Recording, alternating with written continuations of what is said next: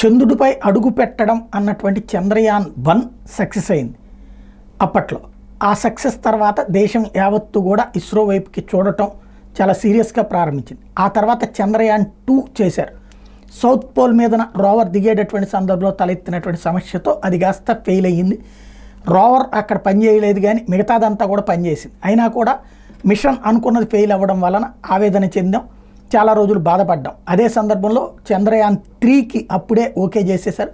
ఆ Chandrayaan three last year కరెక్ట్గా August 23వ తారీఖున సక్సెస్ అయింది. ఆ రోజున ఆ సక్సెస్ని అభినందించినటువంటి ప్రధానమంత్రి ప్రతి ఏటా కూడా అంతరిక్ష దినోత్సవం జరుపుకుందాం చంద్రయాన్-3 సక్సెస్ సందర్భంగా అని ప్రకటించారు. అదే నిన్న మనం చందు సాంబశివరావు గారి ఇంటర్వ్యూలో కూడా చూసుకున్నాం. అసలు చంద్రయాన్ కానీ లేకపోతే అసలు ఇస్రో అడుగులు ఎలాగ పోయినాయి, ఎలా పెరిగింది, ఏ విధంగా జరిగిందని. ఇదంతా ఒక ఎత్తు అయితే ఇప్పుడు తాజాగా చంద్రయాన్-4కి రంగం సిద్ధమవుతుంది. దీనికి తగినటువంటి ఏం చేయబోతున్నాం అన్నటువంటి ఇస్రో తాజాగా టీజర్ని రిలీజ్ చేసింది.